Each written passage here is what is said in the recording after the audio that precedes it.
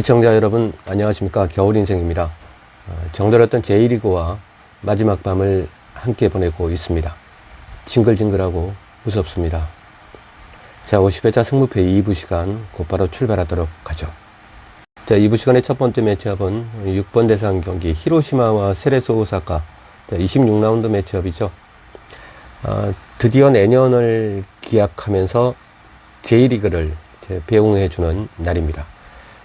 사실 이번 승무패가 끝나면 J리그들로 프로토 베팅할 일조차 없기 때문에 미래까지 감안해보는 분석 관련해서는 깊은 고민은 하지 않은 J리그 6경기라고 말씀드리고 출발을 하겠습니다. 직전 경기들을 지켜본 느낌이나 변하지 않는 각 팀들의 그 일관적인 전술이나 키포인트들로 매치업의 결과들을 유추해 보았습니다. 자, 먼저 원정팀 세레소는 원볼란치 포지션에서의 기복 있는 경기력을 개선해내지 않고는 올 시즌의 최고 순위에 머물고 있는 작금이라는 느낌이 듭니다. 피니셔 레오세아라도 루카스 에르난데스의 도움 없이 혼자서 메이킹과 파이널을 동시에 가져갈 수 없는 한계를 보여주고 있다는 생각이고요. 김진현 키퍼의 위치 선정 능력과 동물적인 반사신경이 장착되지 않은 날이었다면 주중 마치다를 불러놓고 정말 개망신당할 뻔했던 25라운드의 오사카였다는 생각이 듭니다. 자, 반면에 경기의 과정이 어떠했던 결과를 가져가는 데 있어서는 가장 최적화된 축구 지능을 보유하고 있는 히로시마는 퀄리티의 차이는 분명히 존재하겠지만 경기를 풀어나가는 방식을 보면 라리가의 바르샤리즘을 닮아가는 듯한 그런 모습입니다. 한 계단씩 위로만 올라가다 보면 히로시마가 원래 있어야 할 자리가 보일 것이라고 전망을 해보겠습니다. 겨울인생의 축구 이야기 2부 시간의 두 번째 매치업입니다. 7번 대상 경기는 가시와가 간바 오사카를 홈으로 불러들이는 26라운드 일정이고요. 간바 오사카의 24시즌의 기적같은 행보는 서즈키 도쿠마와 다르완의 더블 볼란치의 기능이 리그 탑이었기 때문에 가능했다는 생각을 하고 있는 겨울인생입니다. 자, 공미 포지션의 사카모토의 꾸준함, 그리고 스트라이커 우사미 다카시의 절정의 피니시 장면의 메이킹 능력도 물론 수훈갑이었다고 볼 수가 있겠죠. 하지만 어차피 이런 부분들은 상위권 팀들에게는 하나씩은 장착된 옵션들이라고 볼 수가 있고, 간바의 또 다른 장점이 또 뭐가 있죠? 후쿠오카와 나카타니가 지키고 있는 중앙백 라인. 물론, 후쿠오카 나카타니가 지키는 중앙백 라인도 180의 작은 신장으로, 간바의 12라인을 지키고 있다는 건 정말 굉장한 퍼포먼스를, 보여주고 있다. 이렇게 말씀드릴 수가 있겠고요. 최고의 케미를 보여주고 있다. 이렇게 좀 극찬을 해도 괜찮을 것 같은 후쿠오카와 나카타니라고 볼 수가 있겠습니다. 하지만 이 부분 또한 최상위권 팀들에겐 이미 보유되어 있는 무기들이라고도 할 수가 있겠죠. 하지만 투볼란치 전술을 가져가는 팀의 그 수비형 미들의 뎁스가 확고하지 못하다는 간바의 단점. 그러니까 간바 같은 경우는 스즈키 도쿠마와 다르완의 더블 볼란치, 여기에서 이 둘을 제외한 다른 볼란치가, 다른 수비형미들이 대체를 했을 때 간바가 꾸준한 경기력을 보여주지 못한다는 거죠. 이런 부분들이 간바의 단점이라고 볼 수가 있고, 그렇다면 포백 라인과 간격을 벌리지 못하겠죠. 간바의 단점은 포백 라인과 간격을 벌리지 못하기 때문에 지나치게 수비적인 팀으로 변모할 때가 있다는 거죠. 그렇다고 포백 라인이 동시에 빌드업을 가져간다는 것은 4-2-3-1 폼에서 치명적인 실점 장면에 노출될 수도 있습니다. 그렇게 된다면 홈이든 원정이든 결과에 아랑곳 없이 공격적인 본능을 감추지 못하는 가시와 같은 팀들에겐 쇼타임을 내줄 수도 있다는 하이리스크와 맞닥뜨리게 되는 거죠. 간바의 더블 볼란치의 신장이 168 그리고 177, 그리고 중앙백 포지션의 신장이 180, 180. 투볼란치의 신장도 굉장히 작은 편이고요. 중앙백 포지션의 신장은 일반적으로 K리그와 비교하더라도 굉장히 작은 편이고요. 유럽과는 견줄 수가 없겠죠. 아무튼 이 부분들에서 주목을 해봐야 하지 않을까 싶습니다. 줄기찬 슈팅 기회를 가져가는 팀들의 공중 타점에는 일순간의 무방비 상태로 그럴 수가 있겠죠. 투볼란치 그리고 중앙백 모두가 가장 신장이 큰 선수가 180. 자, 보통적으로 공격 라인의 포워드 라인의 신장도 최근에는 180이 넘죠. 한 185, 187. 그리고 190이 넘는 그 스트라이크도 굉장히 많은 현대 축구를 보여주고 있지 않습니까? 거기에서 또 서전트 점프라든지 뭐 점프의 높이까지 감안하면 지금 간바 오사카의 그 중앙백 라인의 신장은 굉장히 작은 편이라고 볼 수가 있습니다. 두 명 다 180이죠. 그리고 뭐 헬프 디펜스를 나가야 되는 또 더블 볼란치의 신장도 168, 177이라는 부분은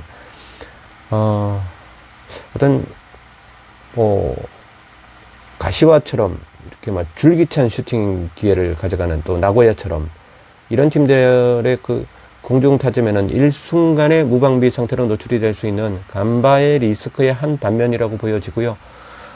리그 막바지로 갈수록 간바의 발목을 잡을 수도 있는 뭐 리스크라는 것을 배팅을 하는 입장에서 간과해서는 안 될 것으로 사례가 됩니다. 팀 득점의 20%가 넘는 메이드가 세트피스 골이었던 가시와. 자, 이 부분이 이 경기에서 가장 포인트라는 생각이 들고요. 가시와, 홈팀 가시와는 팀 득점의 20%가 넘는 골이 세트피스 골입니다. 그러면 뭐 세트피스 상황에서 가시와가 안 그래도 순도 높은 그 결정력을 보여주고 있는데 이러한 부분들을 자신들의 파이널 서드, 그러니까 간바 오사카의 문전의 그 프라임 타켓 에어리에 의해서 공중볼 경합을 시합으로 시도하는 선택을 한다면 간바의 투볼란치와 중앙백 라인이 도미노처럼 속절없이 무너질 수도 있을 것으로 사료가 됩니다. 전체적인 팀 밸런스의 우위를 점하고 있는 간바가 점유율은 내주고 실속은 챙기는 패턴으로 흐를 공산이 커 보이는 매치업이긴 하지만 충분히 나올 수 있는 짧은 작대기 가시와의 사이드로 공격적인 승부를 한번 가져가 보겠습니다. 자, 다음은 2부 시간의 세 번째 매치업으로 가보겠습니다. 8번 대상 경기는 재미있는 매치업이 기다리고 있네요. 도쿄 FC가 홈이고요. 가와사키가 원정을 떠납니다. 호랑이 등에 올라탄 것 같은 가와사키가 이 기세를 놓아줄 것으로 보이지는 않습니다. 직전 간바 원정에서 쇼난이 해법을 가르쳐줬음에도 불구하고 유효 슈팅 하나의 졸전으로 무승부를 만들어낸 도쿄. 자, 도쿄 같은 경우는 지난 그 간바 원정에서 무승부를 거두었죠. 0대 0이었죠. 물론 뭐 승무패 구간은 적중을 했지만 실질적으로 이 경기를 보면 도쿄가 엉망진창의 어떤 그 결과만 가져왔고 나머지 부분들은 모두 엉망진창이었다, 이렇게 뭐 표현을 해도 되는지 모르겠습니다. 도쿄가 발휘할 수 있는 부분들이 있습니다. 근데 그런 부분들을 뭐 어디 쓰려고 아끼는지 모르지만 벤치에서 좀 뭔가 잘못된 부분도 있지 않나, 이렇게 생각이 들고요. 24라운드에서 쇼난이 간바 원정을 떠나서 승리를 거두면서 간바를 사용하는 방법을 쇼난이 저는 내비쳐줬다고 생각을 하거든요. 그러면 뭐 쇼난을 벤치마킹하지는 못하더라도 어느 정도 쇼난과 간바의 경기를 보면 저같이 추가할못도 경기를 보면서 어떤 해답이 보일 듯한데 그런 부분들을 체크하지 않았는지는 몰라도 전혀 오히려 쇼난보다 간바 원정에서 또 졸전으로 무승부를 만들어냈습니다. 물론 승점 1은 챙겨갔지만 절대 칭찬받을 수 없는 경기였지 않았나, 이렇게 보고요. 2연승 기간 동안 6득점의 골메이드 갈라쇼를 시연하고 있는 가와사키가 도쿄와의 순위를 좁히면서 대반격의 시금석을 다지는 그런 주말로 접근을 해보겠습니다. 되려면 뭐 단통으로 가도 들어오고 안 되려면 더블 마킹으로 해도 구멍으로 빠지는 게 승무패입니다. 자, 과감하게 그리고 강단 있게 한번 달려보겠습니다. 자, 늦은 시간이지만 시청자님들과 이야기를 나누다 보니까 벌써 9번 경기까지 왔습니다. 이 경기도 굉장히 재미있을 것 같은 매치업이고요. 나고야가 도쿄 베레디를 홈으로 초대해서 맞짱을 뜨게 되는 일정입니다. 이 두 팀은 직전 라운드 때문에 멘탈적으로 무너져 있는 양팀 간의 대결로 볼 수가 있겠죠. 주중 25라운드에서 히로시마와의 우세했던 경기 흐름을 승리로 가져가지 못했던 도쿄 베레디나 직전 교토 상가 원정이죠. 교토 상가 원정에서 오른쪽 마지노선에 우치미가 퇴장당하니까 거짓말처럼 나고야의 오른쪽에서, 그러니까 교토 상가로 치면 왼쪽에서 출발점이 된 두 골이 터지면서 자중질환의 끝판 드라마를 보여주었던 나고야나, 뭐 어차피 뭐 나고야나 도쿄 베레디나 지금 현재 분위기가 지랄 같기는 피차 일반입니다. 자, 그래도 파트리치의 결정력이 살아난 시점에 나고야가 유리한 판때기로 보여지고요. 홈에서 세레소 오사카, 가시와 그리고 도쿄 FC 요코마리죠. 아무튼 나름 강팀들을 잠재운 상남자 나고야가 대어 히로시마를 잡다가 놓친 잔상 때문에 찡찡거리고 있는 베르디를 어루만져주는 26라운드가 되지 않을까 생각에 정리를 여기까지 해보겠습니다. 9번 경기는 더 이상 복식으로 깔 돈도 없고 저 스스로도 힘겨운 구간 선택을 가져가 보겠습니다. 다음은 2부 시간의 마지막 경기죠. 10번 대상 경기로 가보도록 하겠습니다. 사간도스와 우라와가 펼치게 되는 26라운드 일정이고요. 양팀이 맞닥뜨렸던 12시즌의 24경기 동안 한 팀이 수입을 가져간 적은 단 한 번도 없습니다. 정말 이 부분은 정말로 특이한 기록이라는 생각이 들고요. 그런데 우라와는 주중 경기를 치르지 않았기 때문에 이 더운 여름날 체력적인 우위를 앞세워서 13시즌 만에 우라와가 수입을 만들어낼지도 모를 일입니다. 정말 미치고 환장하겠습니다. 자, 이런 부분이 시청자님들은 어떻게 생각하십니까? 어떤 오랫동안 깨지지 않고 있는 기록들을 접했을 때 내가 분석대로 갈 것인지, 아니면 정말 오랜 기록들은 어떤 열어서는 안 되는 그런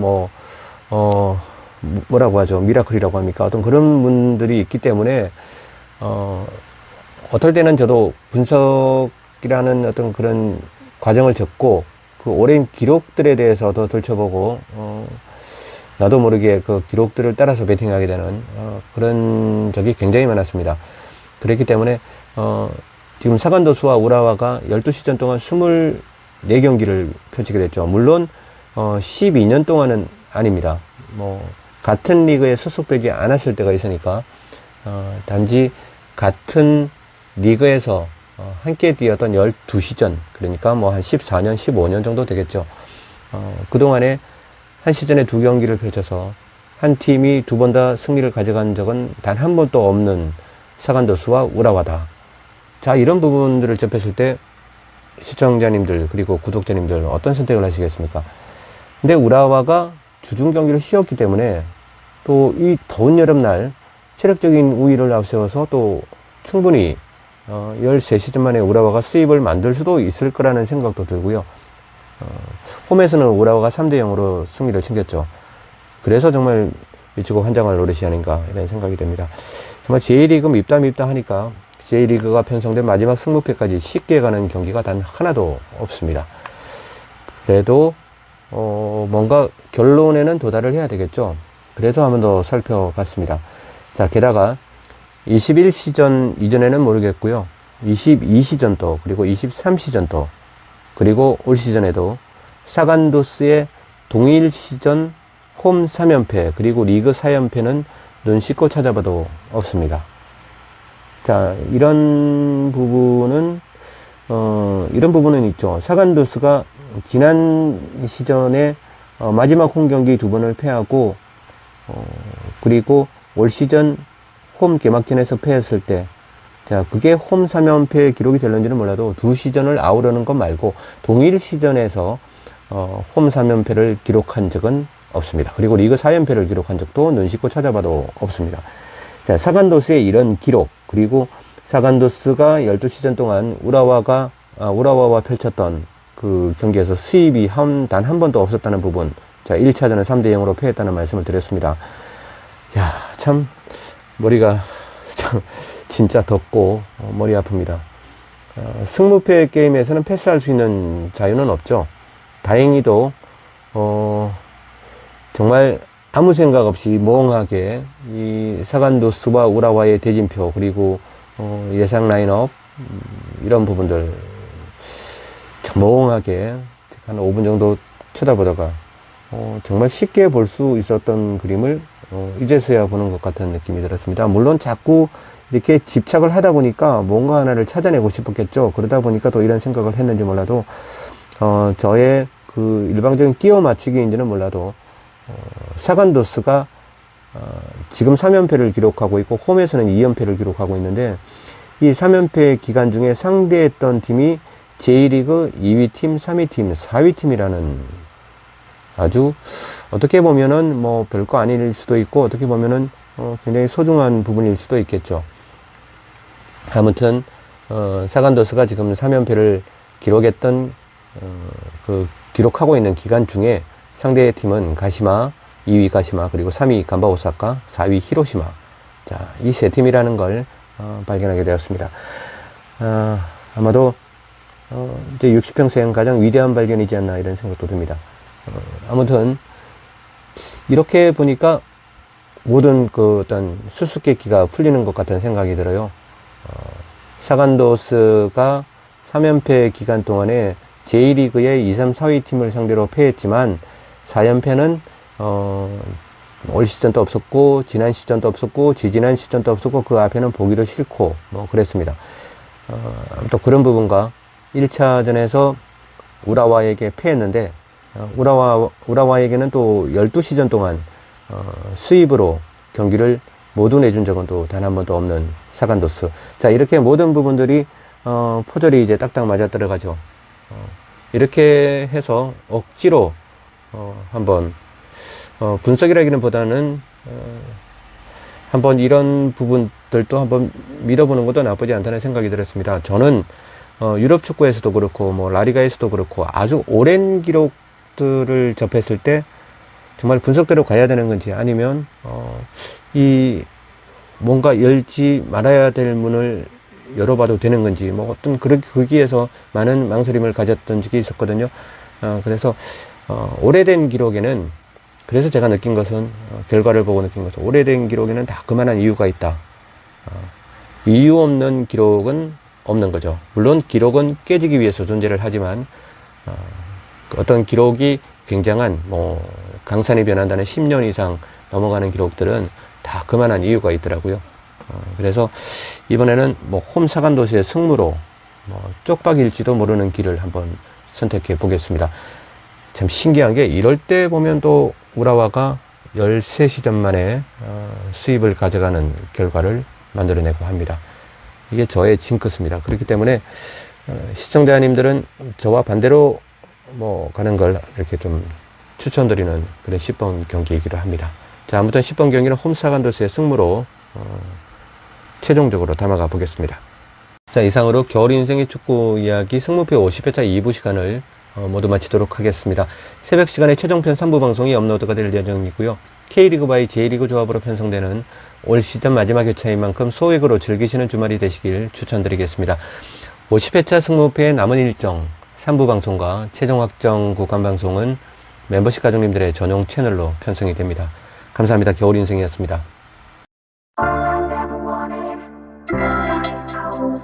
All I've ever needed was a nice cold man.